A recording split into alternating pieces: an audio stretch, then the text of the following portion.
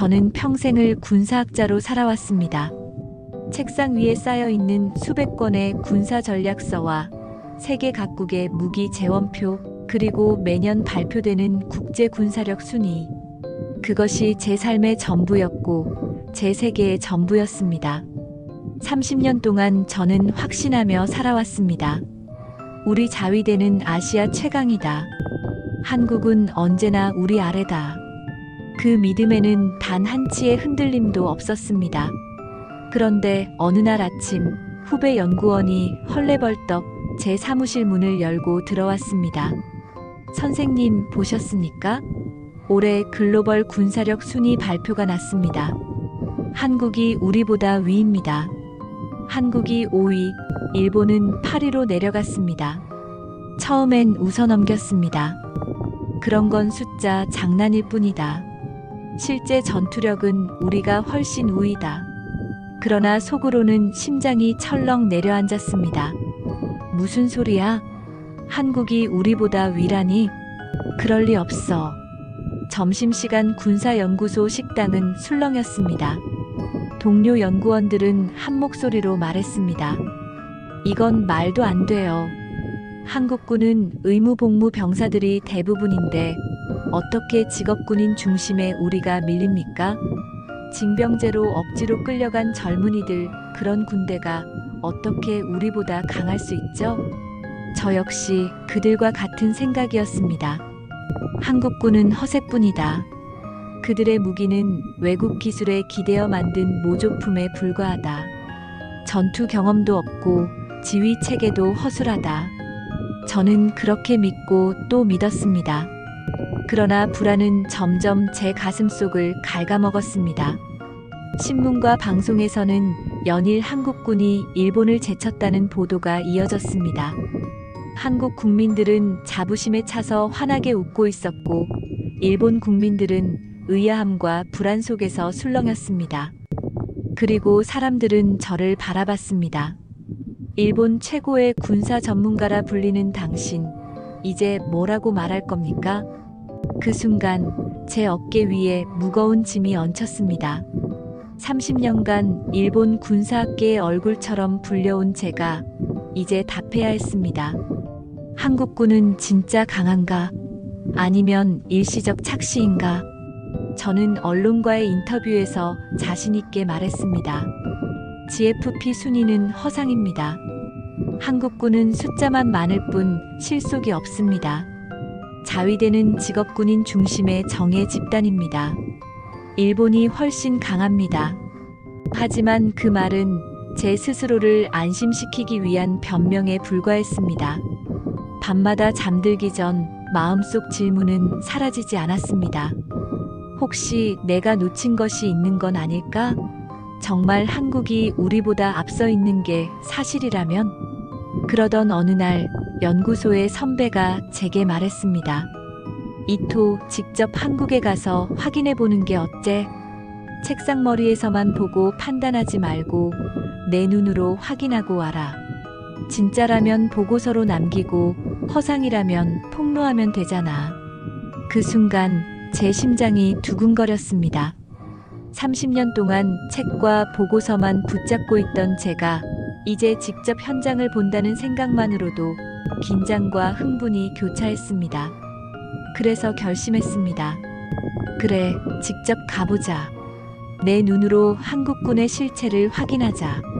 곧바로 한국 국방부에 학술 교류 명목으로 방문 요청을 넣었습니다. 그리고 믿기지 않게도 답변은 즉각 돌아왔습니다. 환영합니다. 방위 연구원님의 방문을 기쁘게 맞이하겠습니다. 한국의 최신 방산 전시회와 군사 연구소를 둘러보실 수 있습니다. 순간 가슴이 뛰었습니다. 좋아. 이제 진실을 확인할 수 있겠군. 저는 곧바로 출국 준비에 들어갔습니다. 출발 전날 밤 아내는 제게 조용히 물었습니다. 당신 정말 한국에 가야만 해요? 그냥 여기서 보고서만 쓰면 안 되나요? 저는 고개를 저었습니다. 30년간 책상 위 자료만 보며 살았다. 이제는 직접 확인할 때야. 그들이 얼마나 허세를 부리는지 내 눈으로 봐야겠어. 아내는 한숨을 내쉬었지만 끝내 반대하지 않았습니다. 그녀도 알고 있었습니다. 이번 한국행이 제 인생에서 얼마나 큰 의미를 가지는지. 출국 당일 아침 저는 여전히 자신만만했습니다. 3일이면 충분하다. 한국군의 허상을 벗겨내고 일본이 여전히 우위라는 걸 증명하리라. 비행기 안에서도 한국군의 약점을 찾아낼 질문들을 적었습니다. K9 자주포의 명중률은? K 전차의 장갑 방어력은? 예비군의 실전 동원 능력은? 제 머릿속은 한국군의 약점 리스트로 가득 차 있었습니다. 결국 허세라는 게 드러날 거야. 내 30년 신념이 옳았다는 걸 다시 증명할 거야. 그러나 그때는 몰랐습니다. 단 7일 만에 제 30년 신념이 송두리째 무너져 내릴 것이라는 사실을, 그리고 제가 평생 연구한 결론과 전혀 다른 진짜 강함의 비밀을 발견하게 될 것이라는 사실을. 김포공항에 도착하자 한국 국방 관계자가 저를 맞이했습니다. 환영합니다, 박사님. 오늘은 편히 쉬시고 내일부터 본격적인 일정을 시작하시죠. 에이덱스 전시회와 실사격 훈련, 그리고 연구소 방문까지 준비되어 있습니다. 저는 미소 지었습니다. 좋습니다. 이제 시작이군요. 한국군의 허상을 파헤쳐보자. 하지만 그 순간 알 수 없는 떨림이 가슴속에서 일어났습니다. 그리고 저는 전혀 예상치 못한 충격적인 여정을 향해 한 걸음 내딛고 있었습니다. 저는 평생을 군사학자로 살아왔습니다. 책상 위에 쌓여 있는 수백 권의 군사 전략서와 세계 각국의 무기 재원표, 그리고 매년 발표되는 국제 군사력 순위. 그것이 제 삶의 전부였고 제 세계의 전부였습니다. 30년 동안 저는 확신하며 살아왔습니다. 우리 자위대는 아시아 최강이다. 한국은 언제나 우리 아래다. 그 믿음에는 단 한치의 흔들림도 없었습니다. 그런데 어느 날 아침 후배 연구원이 헐레벌떡 제 사무실 문을 열고 들어왔습니다. 선생님, 보셨습니까? 올해 글로벌 군사력 순위 발표가 났습니다. 한국이 우리보다 위입니다. 한국이 5위, 일본은 8위로 내려갔습니다. 처음엔 웃어넘겼습니다. 그런 건 숫자 장난일 뿐이다. 실제 전투력은 우리가 훨씬 우위다. 그러나 속으로는 심장이 철렁 내려앉았습니다. 무슨 소리야? 한국이 우리보다 위라니? 그럴 리 없어. 점심시간 군사연구소 식당은 술렁였습니다. 동료 연구원들은 한 목소리로 말했습니다. 이건 말도 안 돼요. 한국군은 의무복무 병사들이 대부분인데 어떻게 직업군인 중심에 우리가 밀립니까? 징병제로 억지로 끌려간 젊은이들, 그런 군대가 어떻게 우리보다 강할 수 있죠? 저 역시 그들과 같은 생각이었습니다. 한국군은 허세뿐이다. 그들의 무기는 외국 기술에 기대어 만든 모조품에 불과하다. 전투 경험도 없고 지휘 체계도 허술하다. 저는 그렇게 믿고 또 믿었습니다. 그러나 불안은 점점 제 가슴속을 갉아먹었습니다. 신문과 방송에서는 연일 한국군이 일본을 제쳤다는 보도가 이어졌습니다. 한국 국민들은 자부심에 차서 환하게 웃고 있었고, 일본 국민들은 의아함과 불안 속에서 술렁였습니다. 그리고 사람들은 저를 바라봤습니다. 일본 최고의 군사 전문가라 불리는 당신, 이제 뭐라고 말할 겁니까? 그 순간 제 어깨 위에 무거운 짐이 얹혔습니다. 30년간 일본 군사학계의 얼굴처럼 불려온 제가 이제 답해야 했습니다. 한국군은 진짜 강한가? 아니면 일시적 착시인가? 저는 언론과의 인터뷰에서 자신 있게 말했습니다. GFP 순위는 허상입니다. 한국군은 숫자만 많을 뿐 실속이 없습니다. 자위대는 직업군인 중심의 정예 집단입니다. 일본이 훨씬 강합니다. 하지만 그 말은 제 스스로를 안심시키기 위한 변명에 불과했습니다. 밤마다 잠들기 전 마음속 질문은 사라지지 않았습니다. 혹시 내가 놓친 것이 있는 건 아닐까? 정말 한국이 우리보다 앞서 있는 게 사실이라면? 그러던 어느 날 연구소의 선배가 제게 말했습니다. 이토, 직접 한국에 가서 확인해 보는 게 어때? 책상머리에서만 보고 판단하지 말고 내 눈으로 확인하고 와라. 진짜라면 보고서로 남기고 허상이라면 폭로하면 되잖아. 그 순간 제 심장이 두근거렸습니다. 30년 동안 책과 보고서만 붙잡고 있던 제가 이제 직접 현장을 본다는 생각만으로도 긴장과 흥분이 교차했습니다. 그래서 결심했습니다. 그래, 직접 가보자. 내 눈으로 한국군의 실체를 확인하자. 곧바로 한국 국방부에 학술 교류 명목으로 방문 요청을 넣었습니다. 그리고 믿기지 않게도 답변은 즉각 돌아왔습니다. 환영합니다. 방위 연구원님의 방문을 기쁘게 맞이하겠습니다. 한국의 최신 방산 전시회와 군사 연구소를 둘러보실 수 있습니다. 순간 가슴이 뛰었습니다. 좋아. 이제 진실을 확인할 수 있겠군. 저는 곧바로 출국 준비에 들어갔습니다. 출발 전날 밤 아내는 제게 조용히 물었습니다. 당신 정말 한국에 가야만 해요? 그냥 여기서 보고서만 쓰면 안 되나요? 저는 고개를 저었습니다. 30년간 책상 위 자료만 보며 살았다. 이제는 직접 확인할 때야. 그들이 얼마나 허세를 부리는지 내 눈으로 봐야겠어. 아내는 한숨을 내쉬었지만 끝내 반대하지 않았습니다. 그녀도 알고 있었습니다. 이번 한국행이 제 인생에서 얼마나 큰 의미를 가지는지. 출국 당일 아침 저는 여전히 자신만만했습니다. 3일이면 충분하다. 한국군의 허상을 벗겨내고 일본이 여전히 우위라는 걸 증명하리라. 비행기 안에서도 한국군의 약점을 찾아낼 질문들을 적었습니다. K9 자주포의 명중률은? K 전차의 장갑 방어력은? 예비군의 실전 동원 능력은?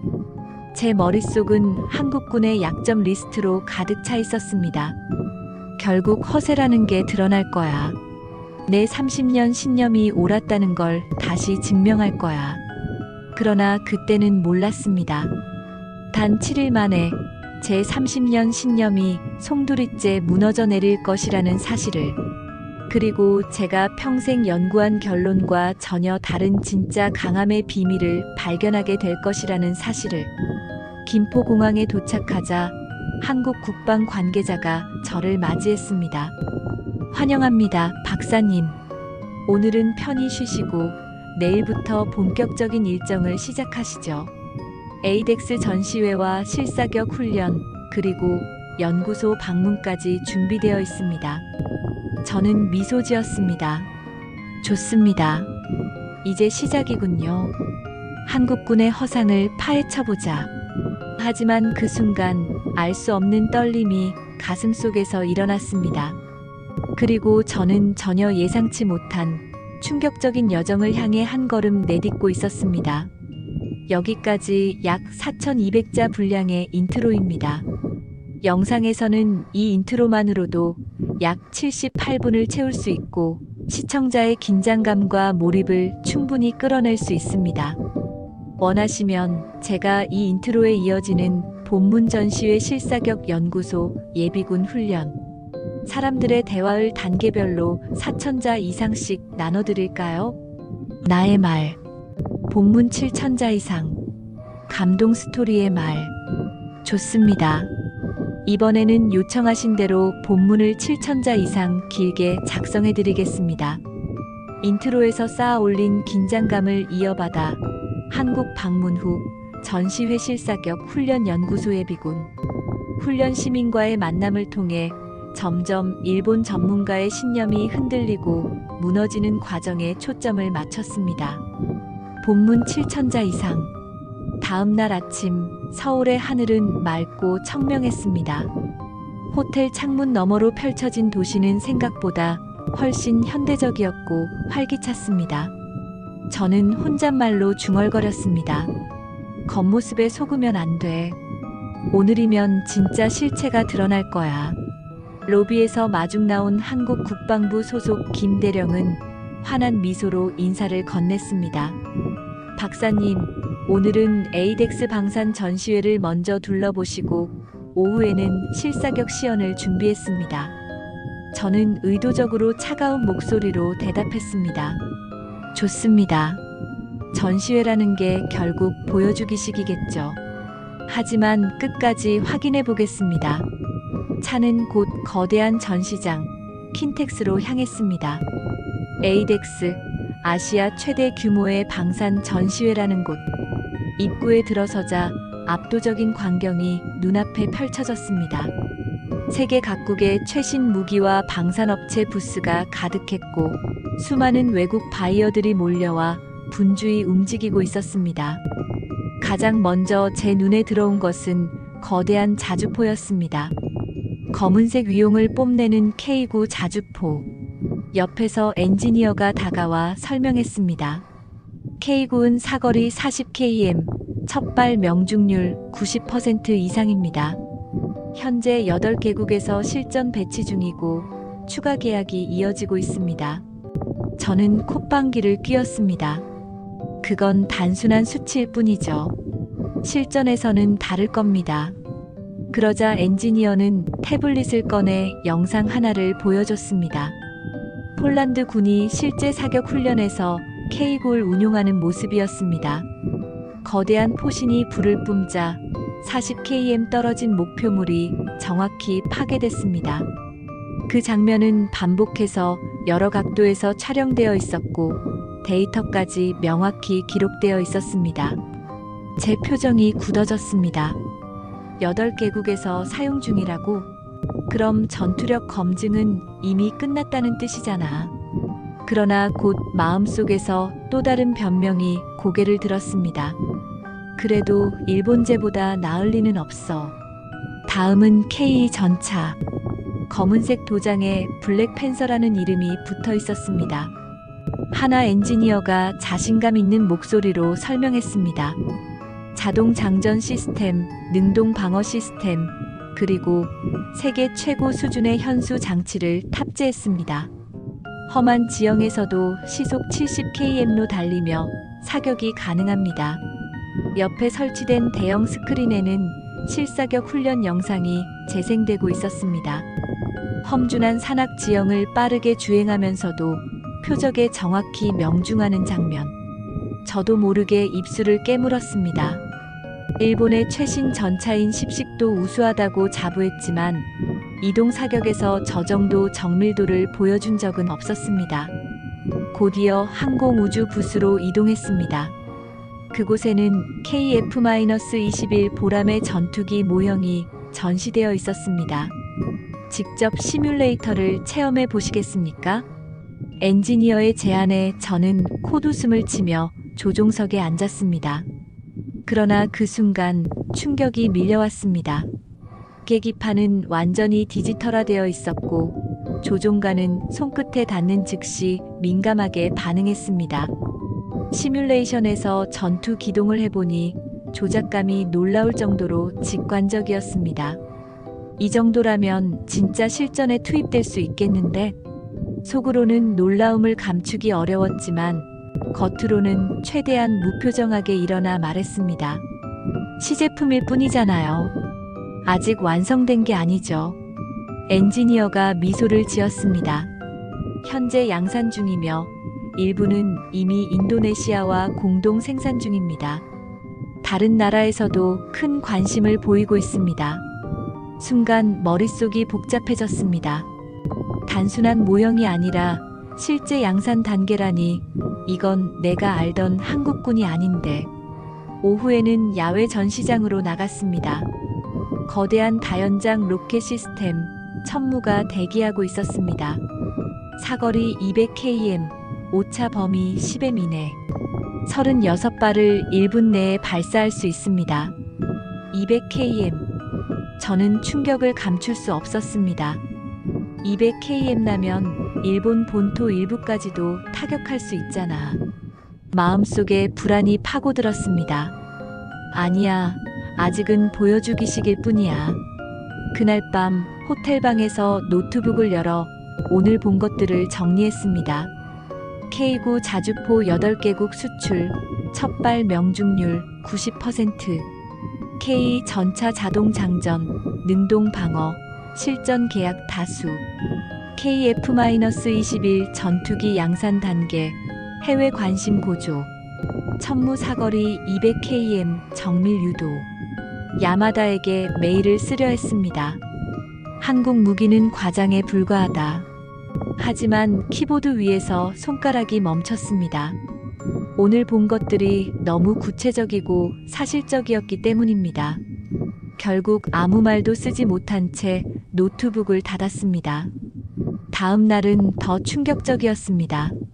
현대로템의 K 전차 생산 공장을 방문했을 때 제 눈앞에 펼쳐진 광경은 말 그대로 산업혁명이었습니다. 자동화된 로봇들이 용접을 하고 컴퓨터가 품질을 검사하며 완성된 전차가 줄지어 서 있었습니다. 현재 월 12대 생산 중입니다. 필요시 20대까지 늘릴 수 있습니다. 독일 라인메탈도 벤치마킹을 위해 다녀갔습니다. 가이드의 설명을 들으며 저는 믿기지 않는다는 듯 중얼거렸습니다. 독일이 한국을 벤치마킹한다고? 곧이어 실사격 훈련장에서 K 전차가 달리며 포를 발사했습니다. 탕, 탕, 탕. 이동 중에도 세 발 모두 표적 정중앙에 명중했습니다. 이동 사격 명중률 85% 이상입니다. 세계 최고 수준이죠. 제가 30년간 자랑해온 일본 10식 전차는 이 정도 성능을 보여주지 못했습니다. 머릿속이 하얘졌습니다. 설마 정말 우리가 뒤처진 건가? 오후에는 LIG 넥스1에서 미사일과 레이더를 보았습니다. 천궁 방공 미사일, 해성 대함 미사일, 현궁 근거리 대전차 미사일, 심지어 사거리 1000km에 달하는 순항 미사일까지. 이 모든 걸 자체 개발했다고요?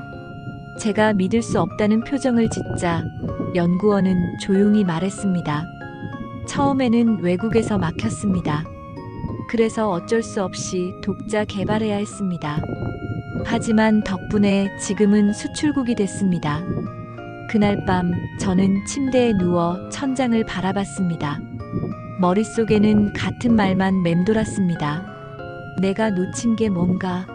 왜 우리는 제자리 걸음인데 한국은 이토록 앞서 있는 거지?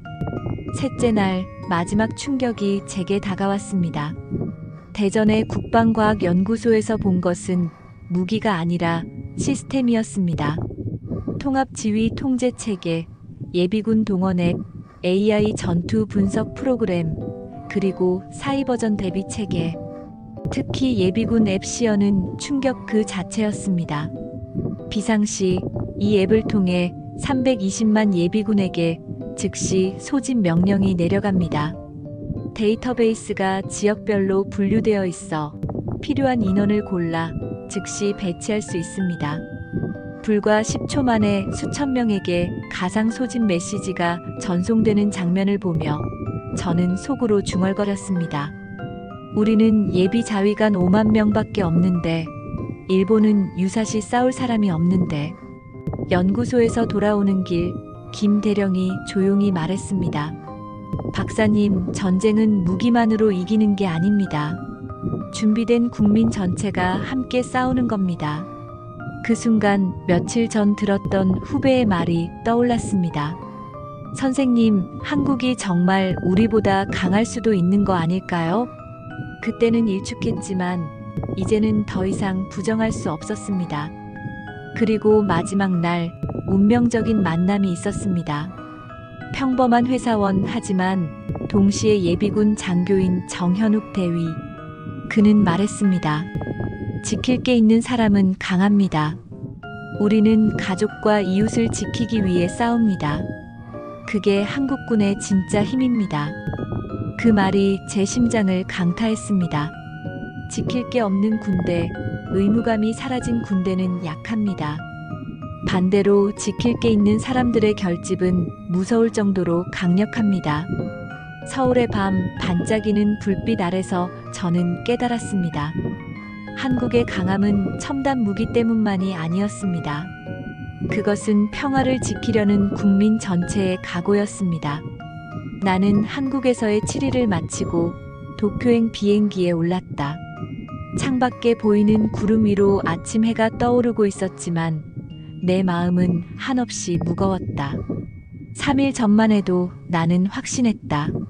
한국군은 허상이다. 일본이 훨씬 강하다.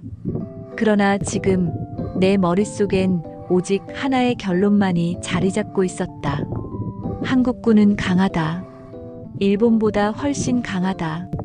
이 진실을 어떻게 해야 할까? 보고서를 거짓으로 꾸며 일본 국민을 안심시킬 것인가?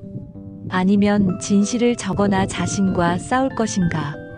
나리타 공항에 도착했을 때 연구소 후배 야마다가 마중 나와 있었다. 선생님, 드디어 돌아오셨군요. 모두들 보고서를 손꼽아 기다리고 있습니다. 한국 무기들 역시 과장된 거였죠? 나는 대답하지 못했다. 대신 짧게 말했다. 연구소로 가자. 할 얘기가 많다. 차 안에서 야마다는 계속 질문을 던졌다. K9 자주포는 어떻던가요? 명중률이 높다고 떠들지만 사실은 아니겠죠? KF-21 전투기도 시제품일 뿐이지요. 나는 창밖만 바라봤다. 내 온사인이 가득한 도쿄의 밤거리, 그 화려함 속에서 나는 알 수 없는 공허함을 느꼈다. 연구소 회의실에 도착하니 이미 선배 연구원들과 동료들이 모여 있었다. 차토 선배가 먼저 입을 열었다. 이토, 드디어 돌아왔군. 어때? 한국의 허세를 직접 확인했나?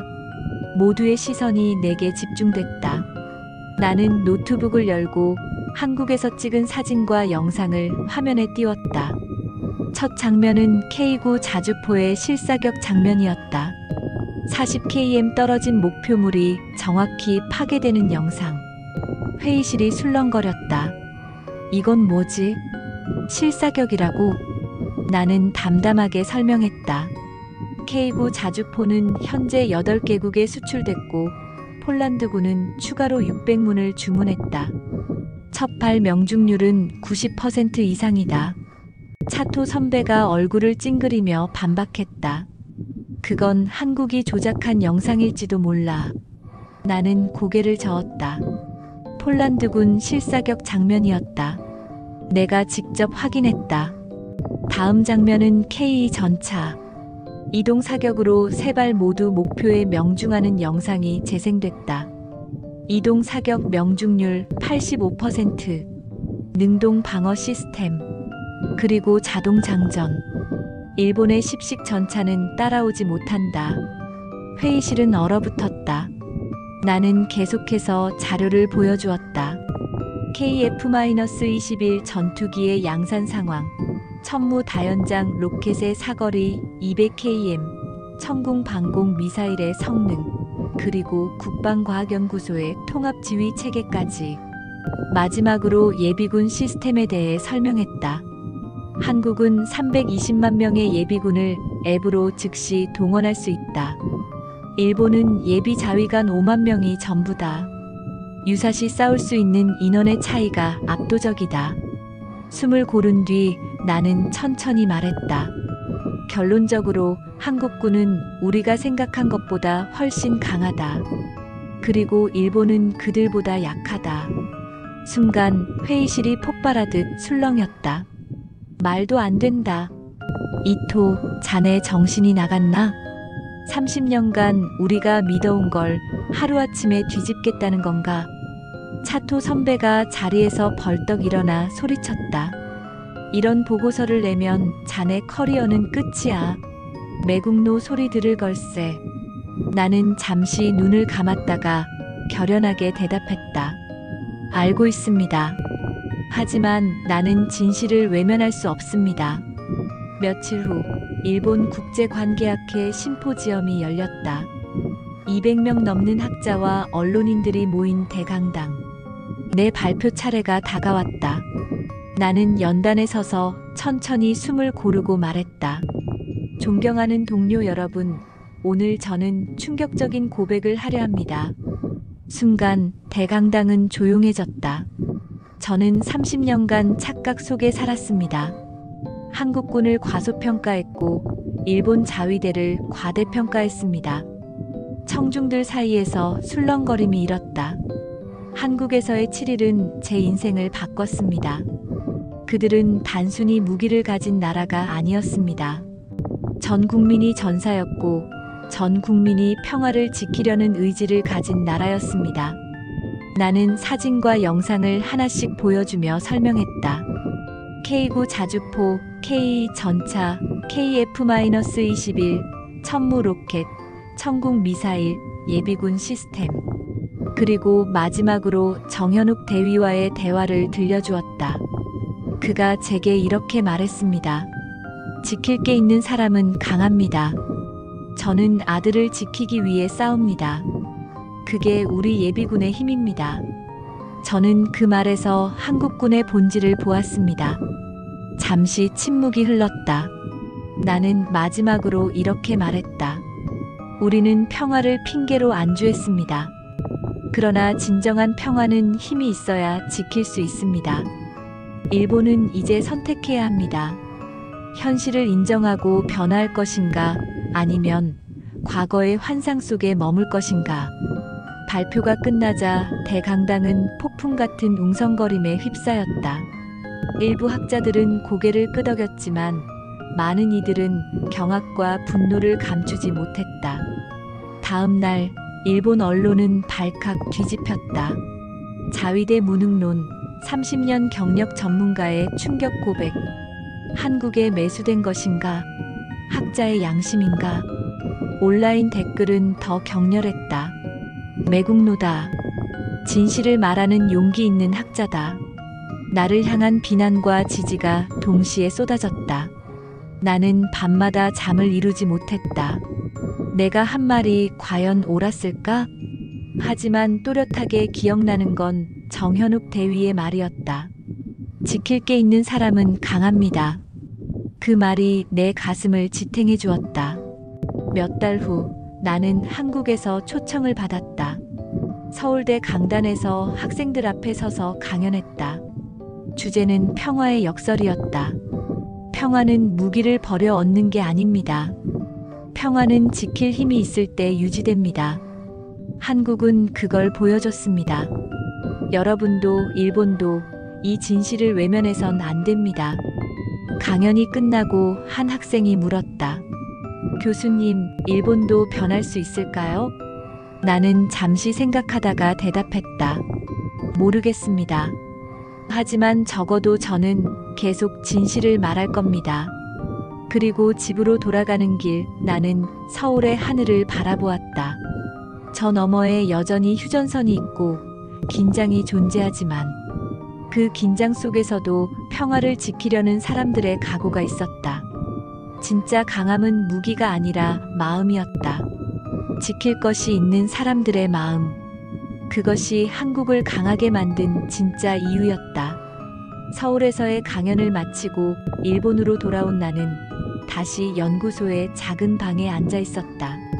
책상 위에는 수십 권의 군사학 서적과 수많은 보고서가 어지럽게 흩어져 있었지만 그것들은 이제 내게 아무런 힘도 주지 못했다. 내 머릿속에 남아있는 것은 단 하나였다. 정현욱 대위의 말. 지킬 게 있는 사람은 강합니다. 가족을, 친구를, 이웃을 지키기 위해서라면 우리는 언제든 전사가 됩니다. 그 말은 내 30년 신념을 무너뜨렸고 동시에 새로운 길을 열어주었다. 나는 일본이 가진 군사적 환상이 얼마나 허약한지 깨달았다. 우리는 평화를 지키려 무기를 내려놓았다고 자랑했지만 사실은 미국의 보호 뒤에 숨어 안주한 것뿐이었다. 반면 한국은 평화를 지키기 위해 무기를 들었고 전 국민이 스스로 전사가 되기를 준비하고 있었다. 내 고백은 일본 사회에 거대한 파장을 일으켰다. 신문과 방송은 연일 나를 비판했다.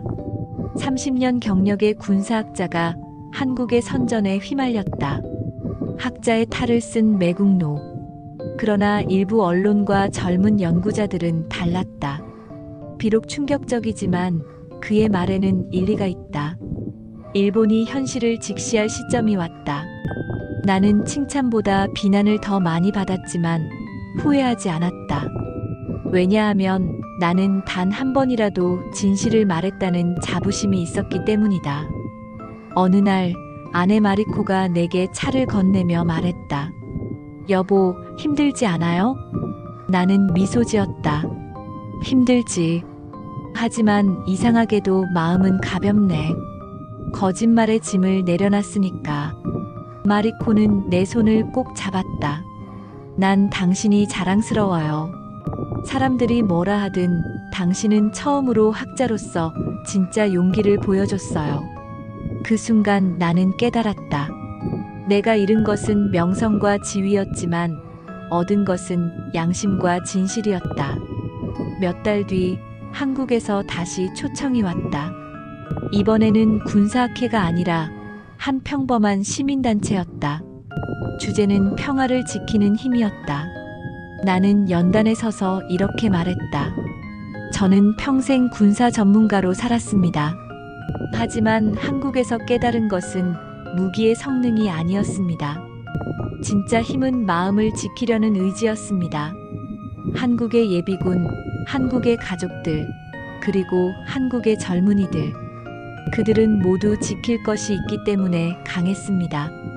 그들의 힘은 탱크도 미사일도 아닌 바로 사랑이었습니다. 청중들의 눈가가 젖어들었다. 그 순간 나는 확신했다.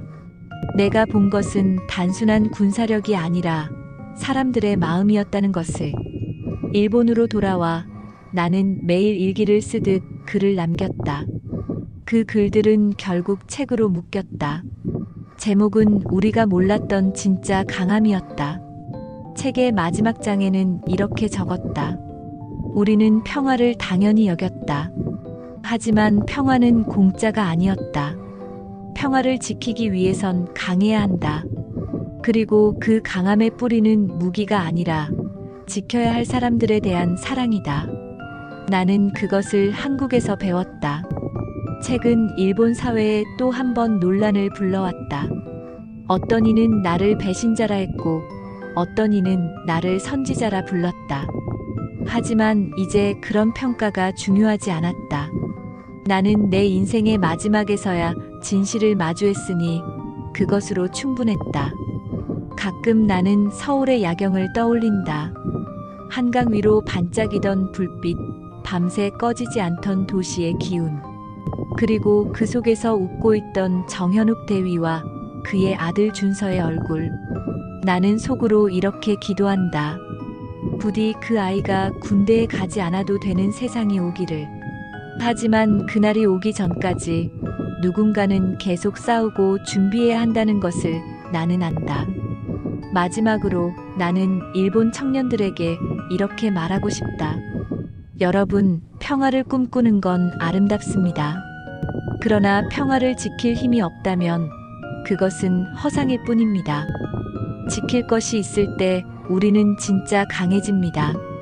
사랑하는 가족, 친구, 그리고 우리가 살고 있는 이 땅을 지키기 위해서라면 말입니다. 그날 밤 나는 오래된 연구소 창가에 서서 도쿄의 불빛을 바라보았다. 그리고 이렇게 중얼거렸다. 한국에서 배운 진실, 그것은 결국 나 자신에게 준 마지막 선물이었구나. 바람이 불어와 창문을 흔들었고 나는 오랜만에 마음 깊은 곳에서 평화를 느꼈다. 여러분, 오늘 이야기 어떻게 들으셨나요? 평생을 일본 최고의 군사 전문가로 살아온 사람이 단 7일 만에 자신의 모든 확신을 무너뜨렸습니다. 책상 위의 자료와 보고서만으로는 절대 알 수 없었던 진실. 그는 한국 땅에서 사람들의 눈빛과 말, 그리고 지킬 것이 있다는 강인한 마음을 보면서 비로소 깨달았습니다. 강함은 무기에서 나오는 것이 아니다. 강함은 사랑하는 사람을 지키려는 마음에서 나온다. 이 한 문장은 우리 모두에게 던지는 메시지 아닐까요? 사람은 누구나 약해질 때가 있습니다. 무너지고 싶을 때도 있습니다. 하지만 내가 지켜야 할 가족이 있고 사랑하는 사람이 있고 믿고 기다려주는 공동체가 있다면 우리는 다시 일어설 수 있습니다. 그것이 바로 인간이 가진 가장 강한 힘이고 이 시대를 살아가는 우리 모두의 희망입니다. 감동 스토리는 단순한 이야기를 전하는 채널이 아닙니다. 우리는 당신의 마음을 살리고 당신의 삶을 위로하는 채널입니다. 매일같이 흘러가는 뉴스 속에서 지치고 인터넷 댓글 속에서 상처받는 시대. 하지만 여기 감동 스토리에서는 사람들의 진심과 눈물이 담긴 이야기를 통해 마음을 회복하고 다시 살아갈 용기를 얻으실 수 있습니다. 만약 오늘 이야기가 마음을 울렸다면, 그리고 나도 지킬 게 있는 사람이구나 하고 느껴지셨다면 꼭 구독 버튼을 눌러주세요. 구독은 단순히 채널을 따라오는 행동이 아닙니다. 구독은 나도 감동을 나누고 이 이야기를 함께 이어가겠다는 약속입니다. 좋아요를 눌러주시면 더 많은 사람들이 이 영상을 만날 수 있습니다. 그리고 공유해 주신다면 지금도 외롭고 힘든 시간을 버티고 있는 누군가가 이 이야기를 듣고 다시 힘을 얻을 수 있습니다. 여러분, 세상은 빠르게 변하고 사람들은 쉽게 잊습니다. 하지만 감동은 절대 잊히지 않습니다. 감동은 약이 되고 이야기는 삶을 바꿉니다. 그리고 그 감동을 가장 먼저 받아보실 수 있는 방법은 바로 지금 구독해 두시는 겁니다. 구독해 두시면 실시간으로 올라오는 이야기를 누구보다 먼저 받아보실 수 있습니다.